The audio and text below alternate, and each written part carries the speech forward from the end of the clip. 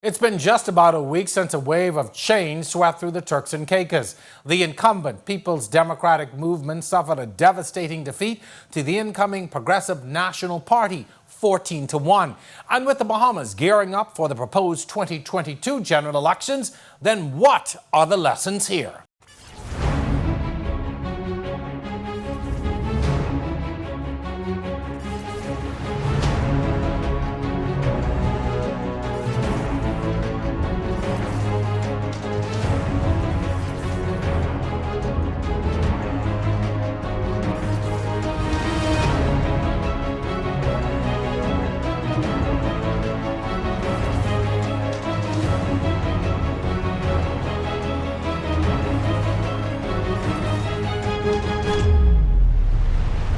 Welcome to On the Record. I'm your host, Jerome Sawyer.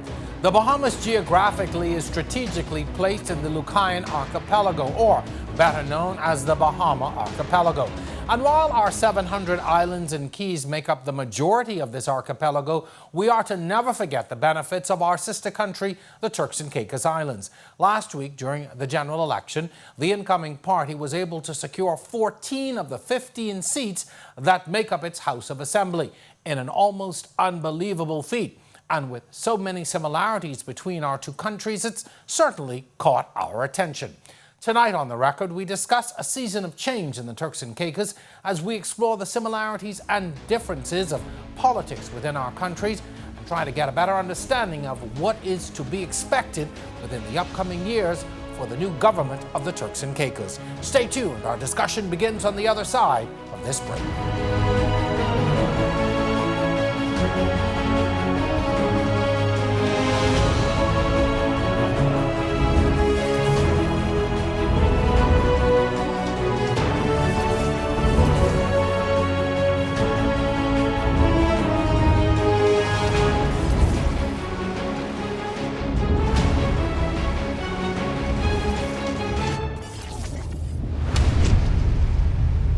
Every new season of On the Record, we push the limits, venture into unknown territory, take our cameras into places unseen before. We share the stories and experiences that affect us all. And now it's time for Season 5. On the Record, Thursdays at 8 p.m. on RTV, cable channel 212, and streaming live on Facebook.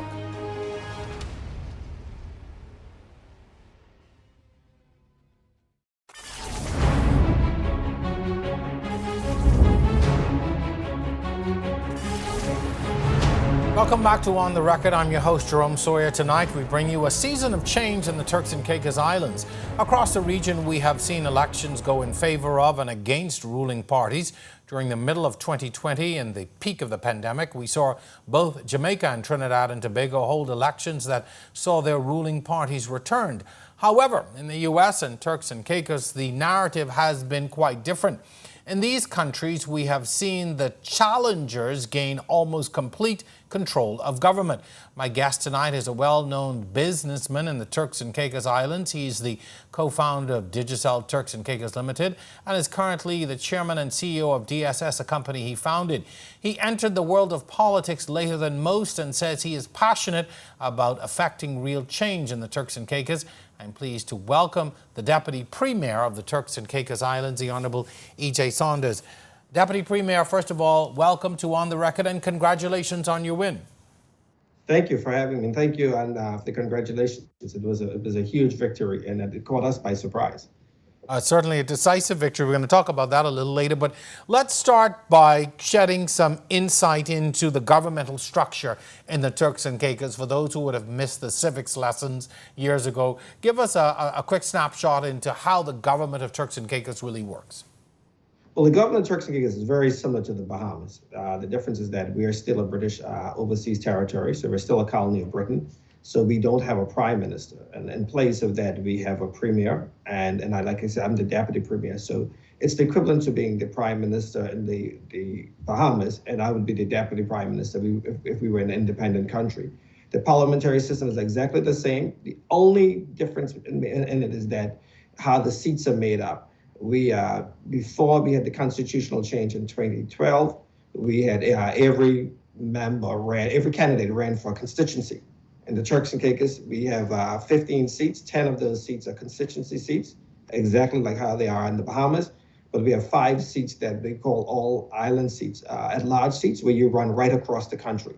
And then, so when they vote, each voter gets 2 ballots. One ballot, they choose their constituency candidate, and then they choose 5 candidates from among everyone who's running for the at-large seats. I actually ran for an at-large seat.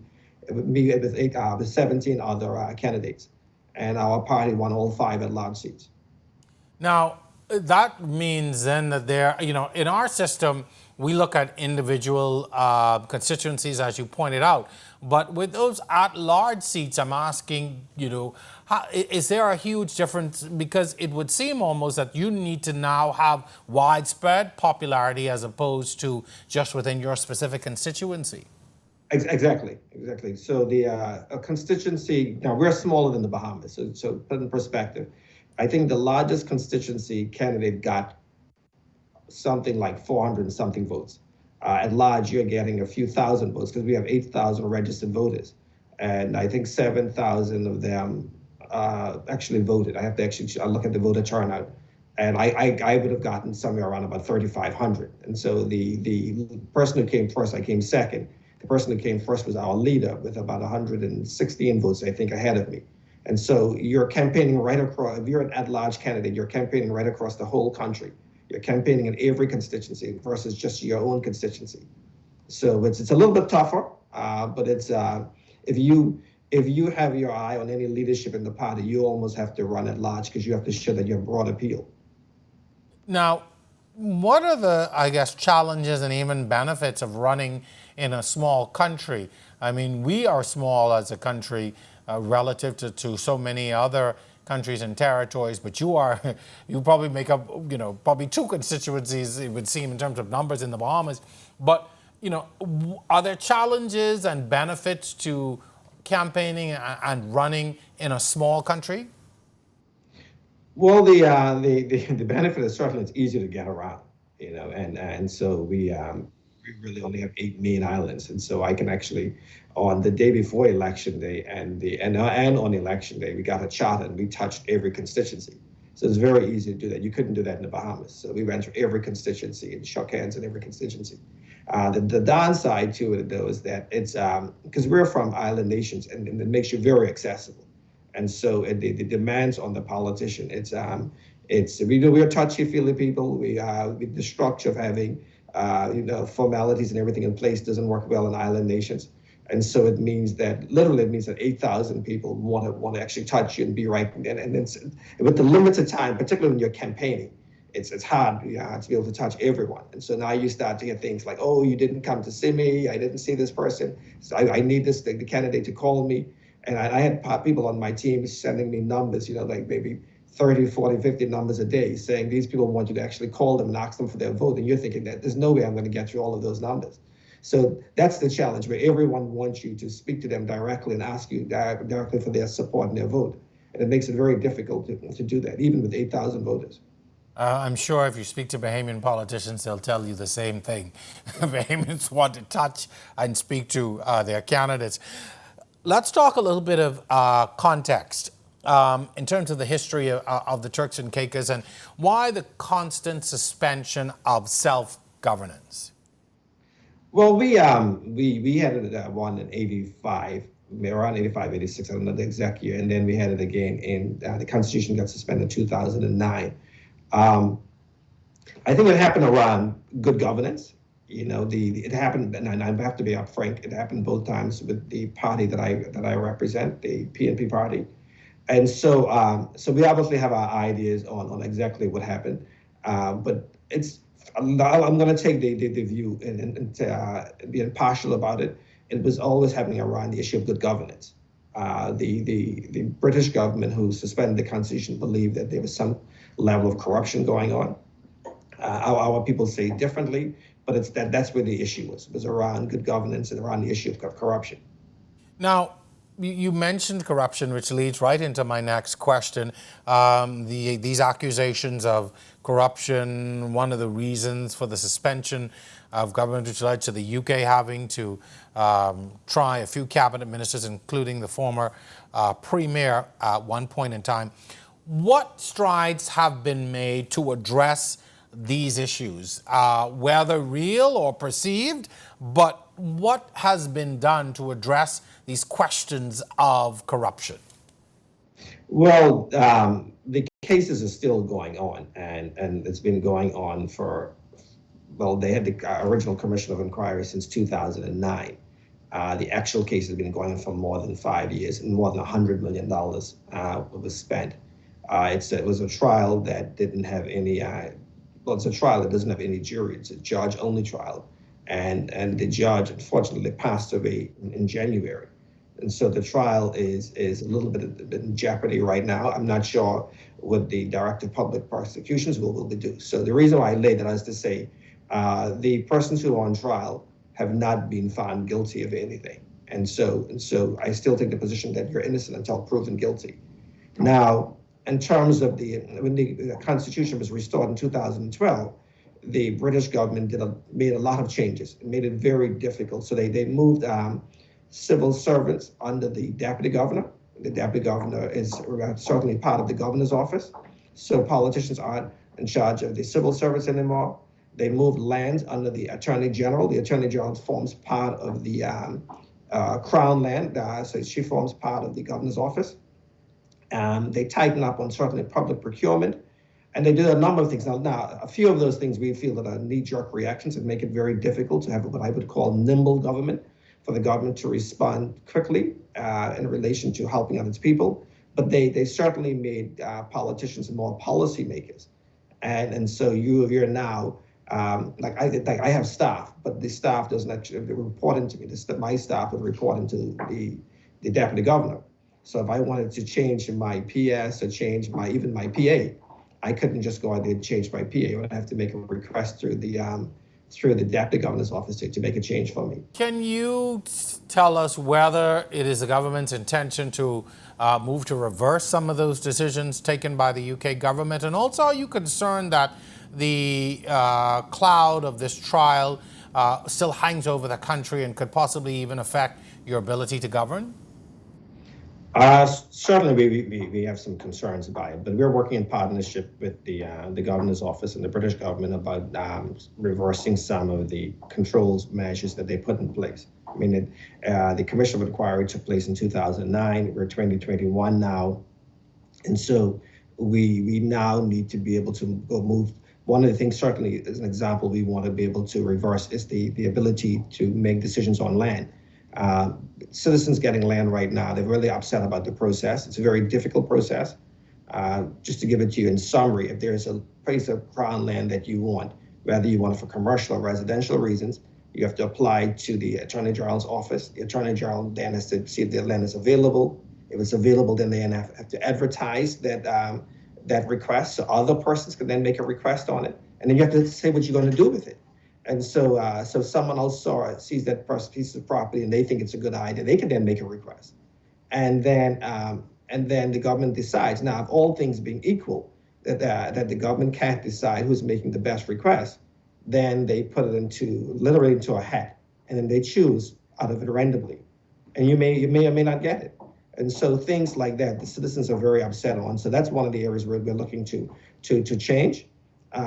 As we said before, that we have some concerns about the case, but it's been going on for a while now, and we're working in partnership with the British to get an upgraded constitution. So constitutional talks are certainly ongoing. Now, to your victory, you received a decisive victory and a clear message from voters, 14-1. Do you believe the former premier and his party were tone deaf to the concerns of the people of Turks and Caicos?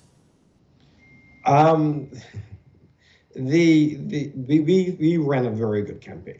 We ran a very good campaign, and a number of things came together. It was a very bad time to govern, and I don't want to go into privately what I think about the party, the former government. But certainly we were in a very good campaign. We've been campaigning. I became deputy premier in June 2019. We announced a full slate of candidates in September 2019. By December, two had dropped out, but we had replaced those two. So for more than a year, we've been campaigning with a full slate of candidates. They needed six more candidates because they had a 9-6 majority inside the House. They only announced their candidates in January.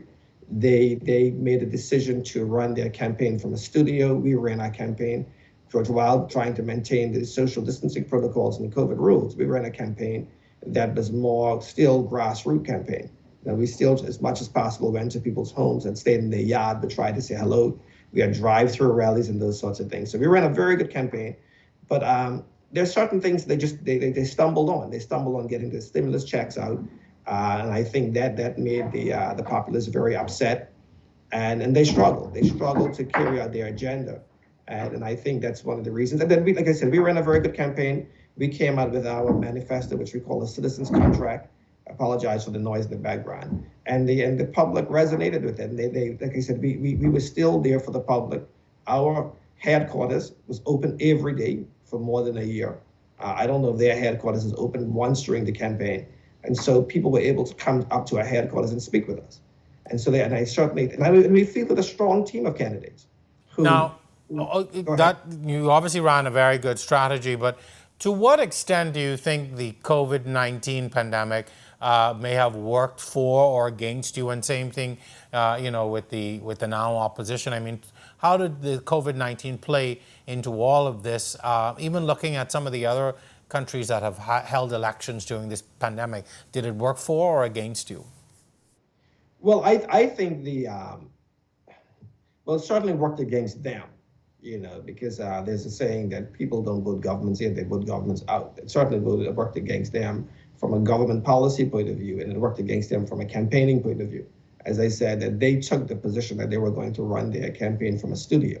And so they actually rented a hotel, maybe a hotel room or a conference room at a hotel, and they had virtual campaigns. And their headquarters was actually closed. We still, like I said, as much as possible, we still ran drive-through rallies, so we were more visible. So it hurt them from a campaigning point of view because they just took the position that they would hide from the public and do everything virtually. So it benefited us in that way. Interesting. So we're going to take our first break. We have lots more questions, but we're going to take a break and pay some bills. We'll be back right after this. You're watching On the Record. Stay with us.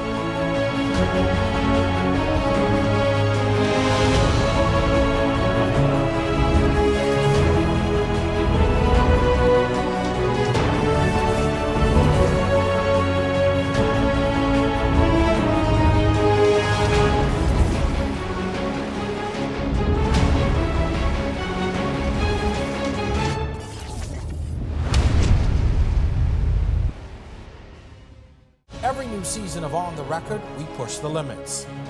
Venture into unknown territory. We take our cameras into places unseen before. We share the stories and experiences that affect us all. And now it's time for Season 5. On the Record, Thursdays at 8 p.m. on RTV Cable Channel 212 and streaming live on Facebook on the R News Bahamas page.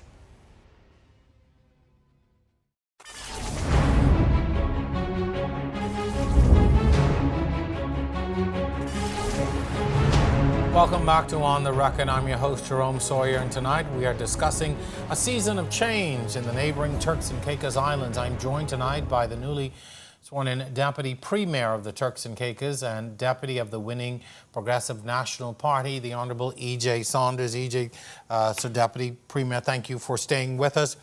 Your elections, if I'm not mistaken, were originally supposed to be held in 2020, or called in 2020. They were delayed. Do you think that had any impact on the vote and how and why people voted the way they did? Well, let me explain to you to give it in context. The Parliament, because the election date is tied to when you have the swearing-in date. So the swearing-in date happened. So it's 4 years to the date the swearing-in. And that happened on the 29th of December 2016. And so Parliament had to be dissolved by midnight on the 28th. And so but they have up to 90 days to call election from that, to set to actually have the election date. And so the premier dissolved the House on the 24th, either 23rd or 24th, but I think it's the 24th. And then hold off with actually setting the date until January. She said it was holidays time. She didn't think it was the best time to set the date. And then in January, she set the date. And then what happens is once you set the date, you have a maximum amount of time where you can set the date for, and a minimal amount of time. And so she could have gone all the way up to the 24th of March because she had dissolved the House on the 24th of December. But you can't call it less than 30 days. So because they just need the whole preparations and everything. So she gave us 35 days, basically. So she did almost the minimal amount of days she could get away with constitutionally. So once she set the date, she gave us 35 days for the election date. I think that they thought that they were going to use that to their advantage, but it was certainly to their disadvantage because, like I said earlier, they never announced their candidates, their remaining candidates, until January. And when they announced such a short time, it didn't allow their candidates any time to campaign. So that was a fatal mistake on their part. Let's talk election issues. What were some of the key issues that voters were interested in, and what were some of the key issues put on the table by your party and now the opposition? Well, the main issue is around stimulus. People are hurting. The economy is being dialed back quite a bit. And so a lot of there are persons out there who just haven't had any income since March of 2020. There are a lot of persons now who've fallen below the poverty line. People who were living in apartments now have to move in with family members. Small businesses have to close up. And so people are hurting. And the government really stumbled on getting the stimulus checks out to them. Some of them still haven't gotten it. I think the government had targeted just towards the hospitality sector. We have a large immigrant population, transient population that come in to work. They got the checks easier than Turks and Caicos Islanders. There was some requirements to make sure you were paid up at NIB, and some Turks and Caicos Islanders weren't paid up, so they didn't get it for those reasons. So people got frustrated when they saw immigrant workers lining up at Western Union and MoneyGram sending their stimulus checks out, and they weren't able to get any. And so that was certainly the driving factor around the elections. People were just really upset. When the economy started to open up a bit, there was the immigrant population that started getting back to work quicker. It seemed to be the local population that seemed to be standing on the sideline, on the unemployment line. So that part of it. We had a surge of COVID cases around December time since Christmas, so we've gone all the way back up. This COVID issue the patients seem to be more symptomatic. They're spending more hospital time in the hospital. We got up to the point where we are basically seeing a death a week. And so that started concerning people. And so those two issues really hurt this government. And then this government did something that a lot of governments have done in the past, but this time it hurt this government, is that they waited until the third year to try to do their projects. But their third year was the year when the pandemic hit, so they could never get any of their projects done. So all of their election promises that they had made in 2016, they weren't able to get those done because of the pandemic. Interesting insight. So, having taken all these things into consideration, what is your government's mandate as it relates to COVID-19 and the economic fallout and getting the country back on stable footing? Well, I want to say this for my victory, my large, I did very well. I must say so myself, because I only came in second to the leader of the party.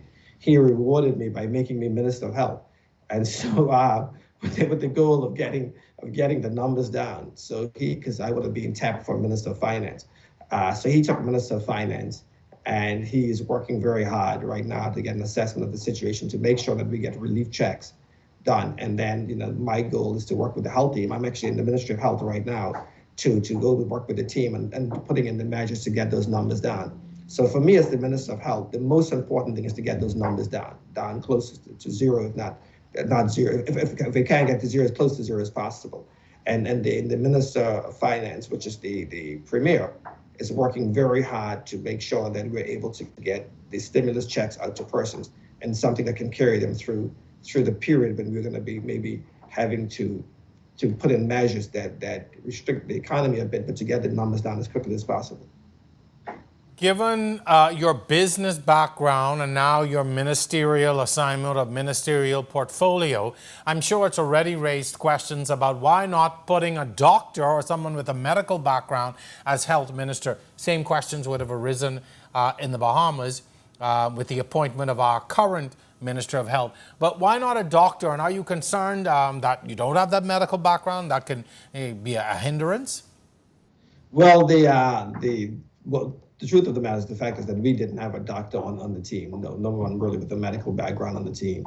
Or they almost certainly would have gotten it. Now, I am at a bit of a disadvantage. The closest thing I've ever done in terms of the medical practice is do a lot of research with a cognitive psychologist, part of my studies in artificial intelligence.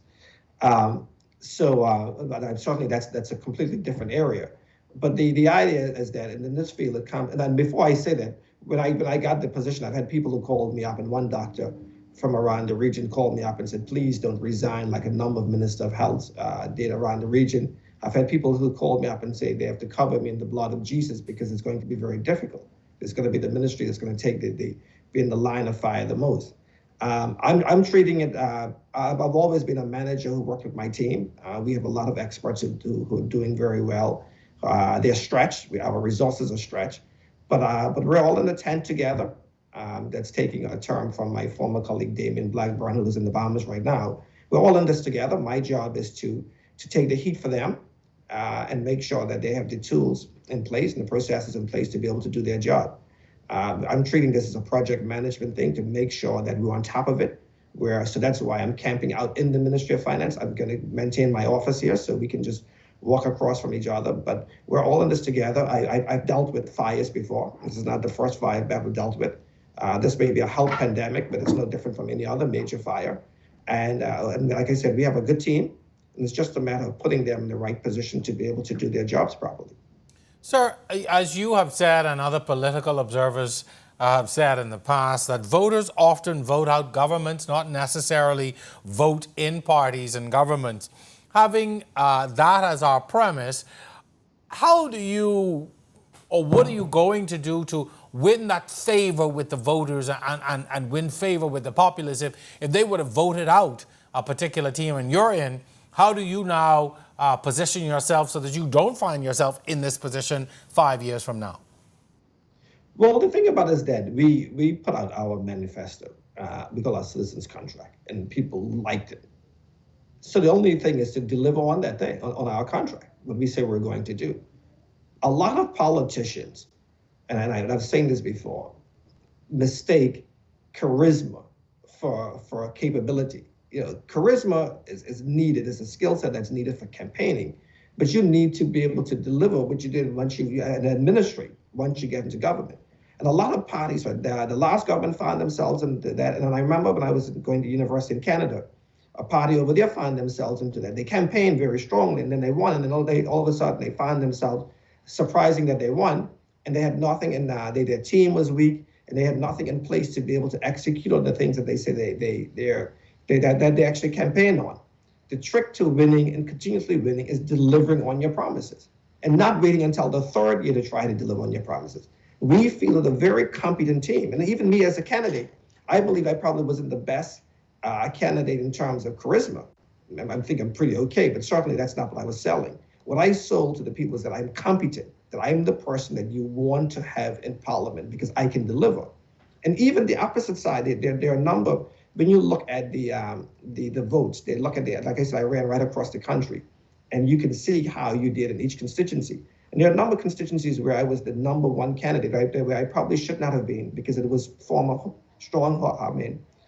strong seats for the former government, and they voted for me. They voted for me because even the opposition supporters felt that I should be in Parliament. And our team is like that, and I think that's the trick to making sure you have a competent team that can deliver on the things that you say you were going to deliver on.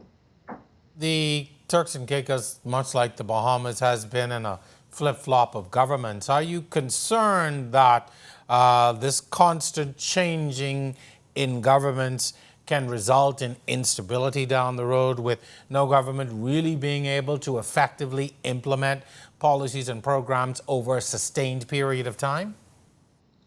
Now, we don't want to get into the position, and I know a Bahamian politician said it privately, that the Bahamian public gives you 4 years to prove, and then if you don't, they throw you out. That doesn't scare me here. Now, if I took my ministerial hat off, yes, it will concern me because it's hard to get policies in place because we have 4-year terms, not like the Bahamas, we have 5-year terms. So if we're changing governments every 4 years, it's going to be very difficult to get anything done. And there's some things that are just going to span greater than 4 years. But our team, like I said, our team is pretty competent. And I'm comfortable that our team will deliver on a lot of the things that we said that we're going to deliver. We're going to get through this. We're going to get through it stronger. We're going to get the numbers, the COVID cases numbers down. We are in a pretty good position financially. I mean, our income, our revenue and streams are down, but we had some cash. We were in a strong cash position before, so we still get some cash reserves. And while we're depleting it very quickly, we're in a much better position than some other countries. So we're going to rebound the economy pretty quickly. We're going to diversify the economy. We're going to strengthen it. We're going to do the reset on the around the employment issue, around the workforce. We're going to make sure that our people are put first. So we're going to have conversations particularly with the hospitality sectors, about moving Turks and Caicos Islanders up. So up from the middle class to upper middle class into upper class positions, the higher paying positions. So this gives us a great chance to reset the economy and make it to one where it's favorable to our people. And we're going to do that within 4 years.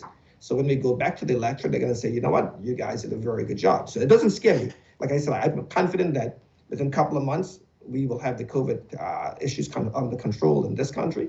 And then we're going to start to work on getting the economy back. You sort of answered my next question, which would have been, what do you hope to achieve by the end of this term in office? But you seem to have already laid out quite a few quite an impressive list, I should say, of goals that you have in place. But if you could put your finger on one thing that you hope to really achieve that, that has been a lingering issue, or something that the people of the Turks and Caicos Islands have been wanting for a long time, something that you personally would like to achieve during this term in office?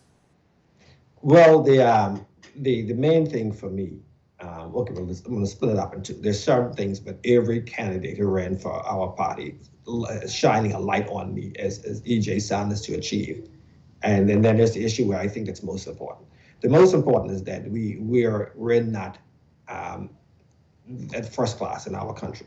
And one of the things I talked about growing up, eating cream of wheat, and that how around the edges of the cream of wheat was very sweet, in the middle it was very lumpy, and that the country's gotten like that the expats have gotten all of the sweet areas, all the beachfront property and everything. That's where they live. They've gotten all the sweet options. So all of the things in the country that the businesses and everything, they're doing well. And we happen to find ourselves in the interior of the country, literally living there in the areas that are not very valuable. We are getting the job opportunities that's not the most valuable positions. And so our people are not first in our country. And so the most important thing is after this term to make a big push to get Turks and Caicos Islanders up. I remember I was one of maybe 3 CEOs of major companies when I was there. After I left, it went down to maybe 1. We may only have 2 now in the Turks and Caicos. So most of the top positions are held by foreigners. We're going to reverse that. I want to see a major hotel owned by Turks and Caicos Islanders. And so those sorts of measures that we have to put in place. We've got to put Turks and Caicos Islanders first. We have to be first in our country. We can't be second-class citizens. Now, the thing that they put on me individually is that our government has a huge plan of rolling out e-government. I call it government as a service. I don't want to see any more lines. The idea is that people having to wait in lines at Treasury, wait in lines at road and traffic, waiting in lines for a police record, which in the Bahamas they call character reference. That's going to go away. We're going to get to a point where we have a My Citizens app, a My Turks and Caicos Island app, and going to be to the point where if there's a pothole, that you can actually go with a pothole, take a picture of it, and it will use geolocation to know exactly where it is and send that to the right department to say there's a pothole in the street to be able to get it fixed. No, I was in. My goal is to certainly bring to revolutionize in terms of the e-government the Turks and Caicos. Very lofty goals, sir. We are, and certainly a lot of work ahead of you. We've got one more segment. We've got a few more things we want to discuss with you. So we're going to invite you to stick around and also ask our audience to stick around. When we return, we wrap up our segment with the Deputy Premier of the Turks and Caicos Islands, E.J. Saunders. You're watching On the Record. We are back right after this.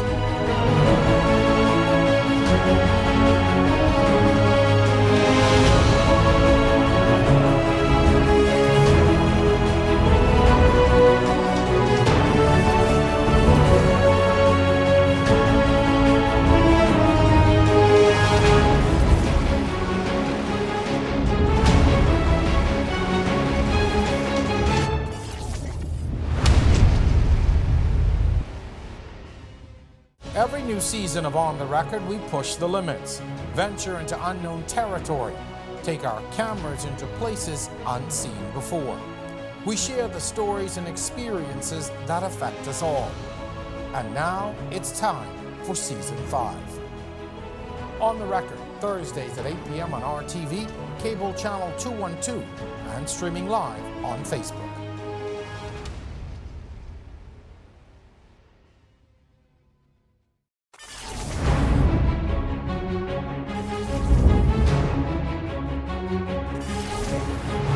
Welcome back to On the Record. This is our final segment. We're so glad you stayed. I'm your host, Jerome Sawyer. Tonight we're discussing a season of change in the Turks and Caicos Islands. Now, throughout the history of the Turks and Caicos, it has been governed by many. At one point, it was under the governance of Jamaica, twice under the Bahamas. However, when both countries sought independence, Turks and Caicos decided to remain a British overseas territory. Sometime in 2019, former Premier of the Turks and Caicos, the Honourable Michael Missick, wrote then Prime Minister Hubert Ingram, stating, "The people of the Turks and Caicos Islands have expressed an interest in their territory becoming an autonomous state under the Bahamas government, thereby creating a federation between the countries." In response to Missick's appeal on behalf of the people of the Bahamas and Turks and Caicos, Mr. Ingram responded, stating that the Bahamas, along with other CARICOM states, were working to help bring out a resolution of the current crisis. He further elaborated that we consider the priority of all concerned at this time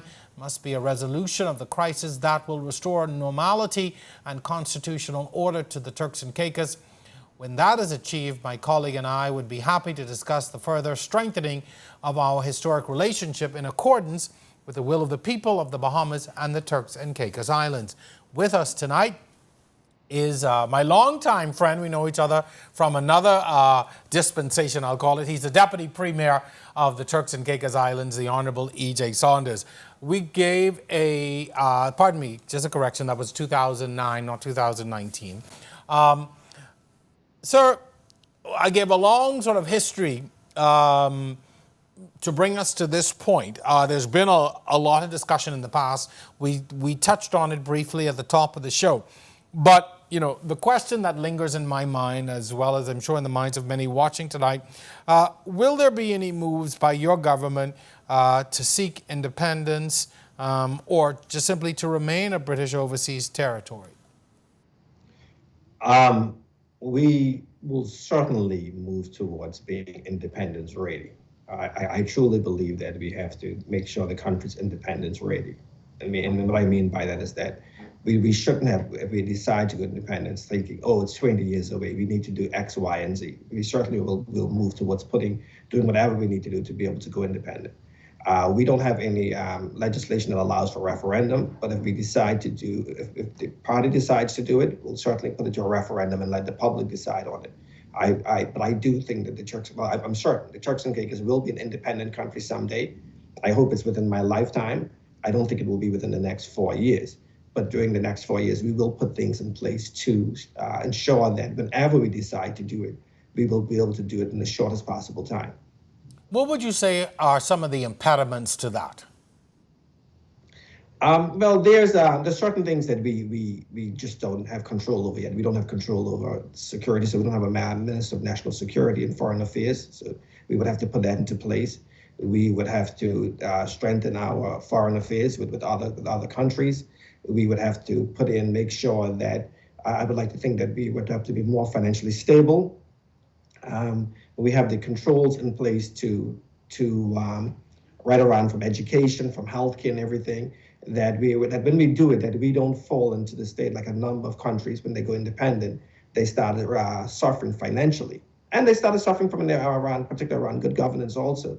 So those are the things that we would want to make sure that, particularly that we're financially stable and that we've got our border security under control. Like the Bahamas, we're right next to Hispaniola, so we've got a lot of Haitian immigrants coming across the border illegally, and that we have that under control.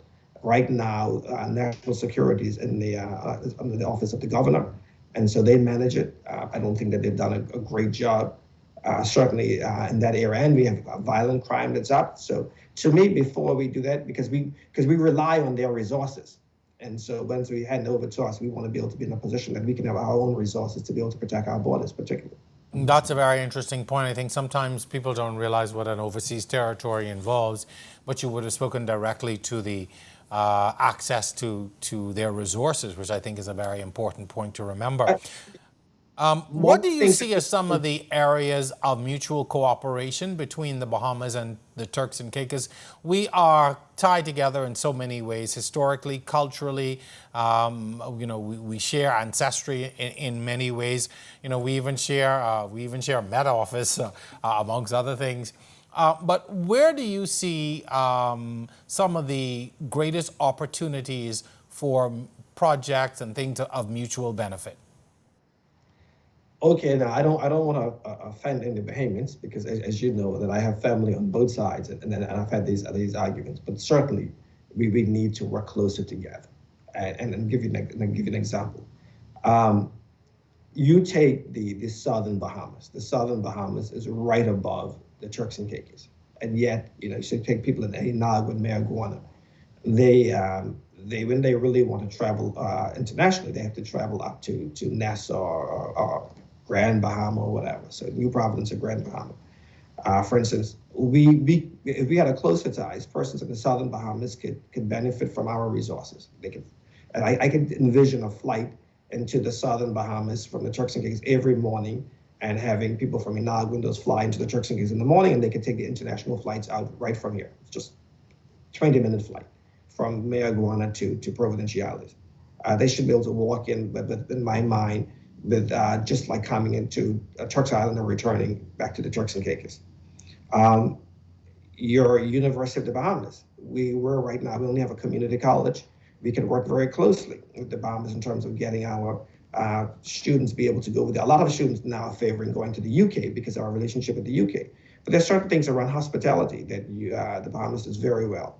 We can certainly benefit from that.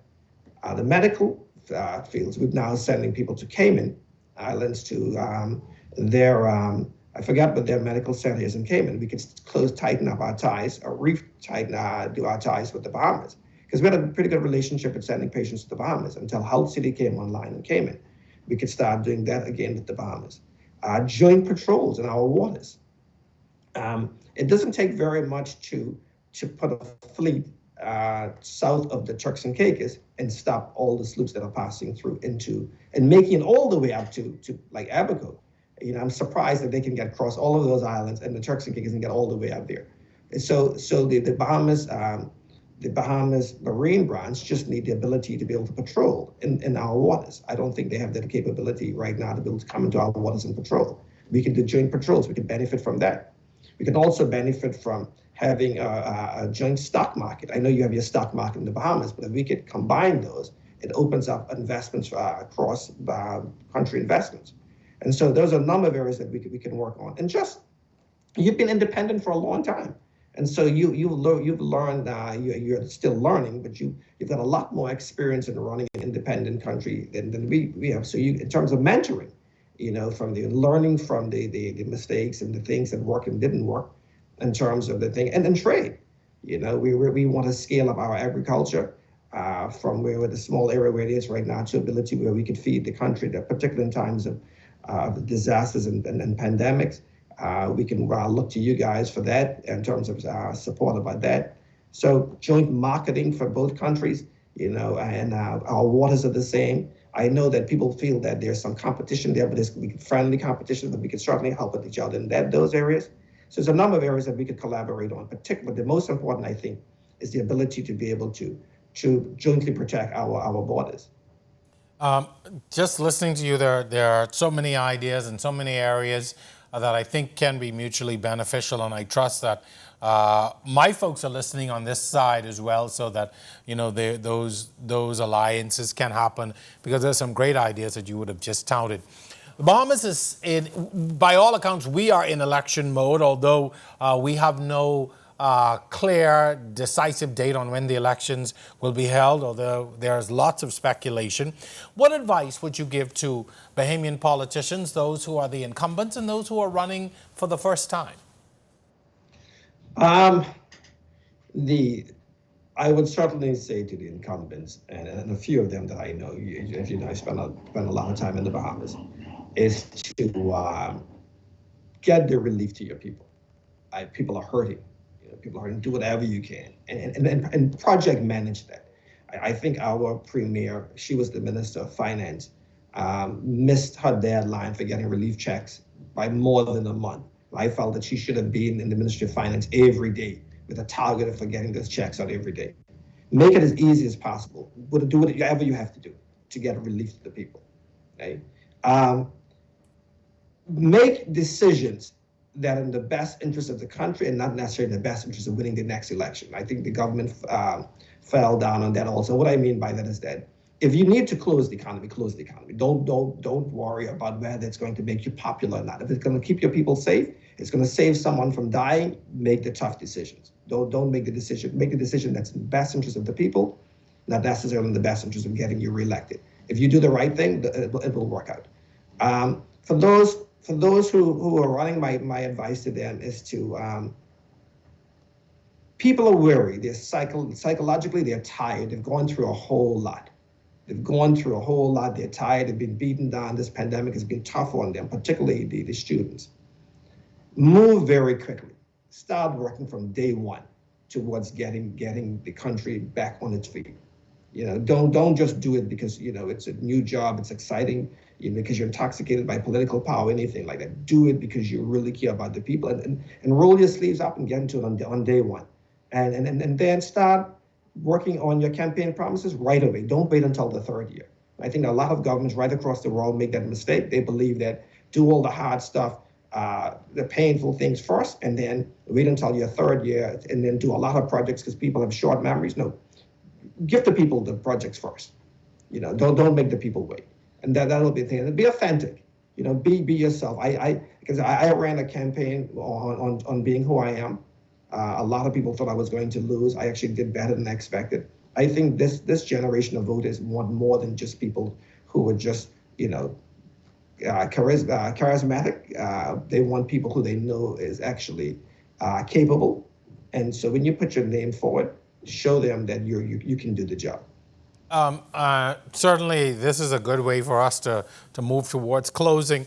In your first round in politics, you became the deputy leader of your party. You're now deputy premier. You, by your own admission, said you did better than you thought you would. What was your winning formula? What do you think did it for you that certainly set you apart to receive the votes that you did, and to position yourself as the number 2 in the party and now number 2 in government? Well, let me put that in perspective for you, Jerome. My dad was a seasoned politician, and my dad held his seat he was in politics. He won 11 times in a row. So he was in politics, held the seat for about 44 years. And that's a seat that I could have run in, because the leader and the deputy leader of the party get to choose where they want to run. The most difficult position is running at large. And so I could have run in the seat that my dad stepped down from in 2016. And everyone thought it was absolutely crazy of me not to run in a safe seat. It's like the son of Penling running in the Penling seat. And then I gave it up. I just said, no, I don't want it. I never wanted to run in that seat. I was going to take the most difficult challenge. And everyone was saying, EJ is not popular enough. People know who he is. He's not very friendly. He doesn't shake enough hands. They thought I was a loaf. And so they were certainly counting me out. But two things happened. I spent the 18 months, a little bit more than 18 months, going around the country and ran a very strong campaign from a competence point of view.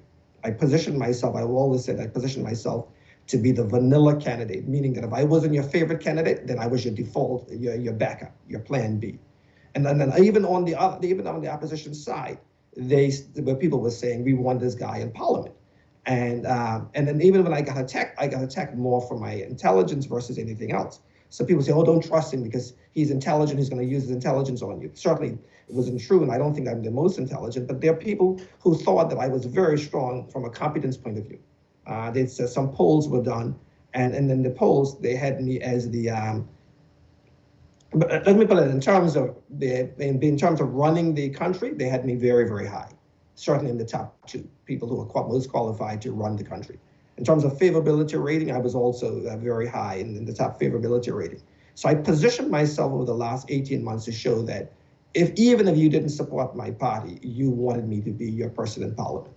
And that worked. And then the last 3 weeks, my team ran a very strong social media campaign. We just blitzed everyone.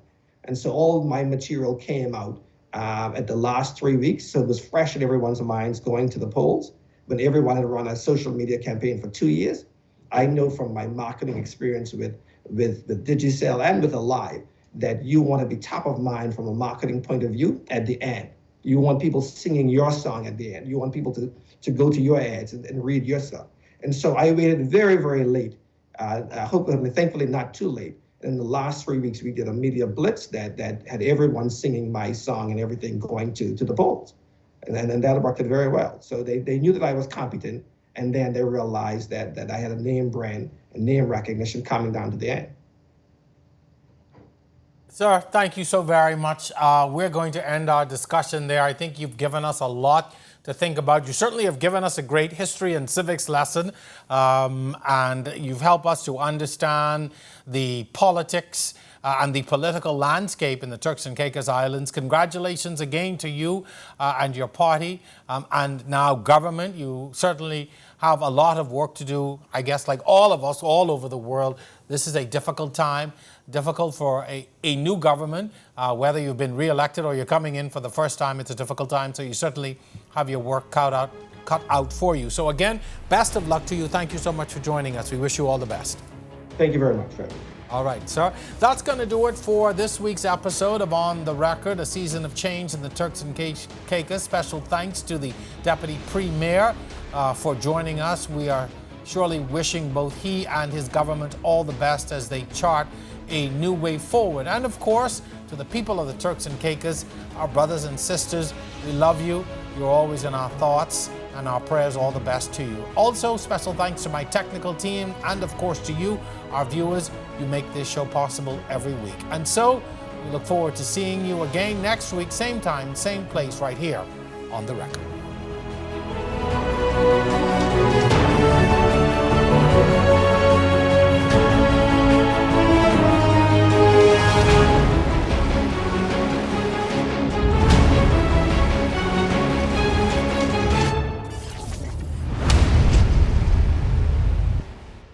Every new season of On the Record, we push the limits.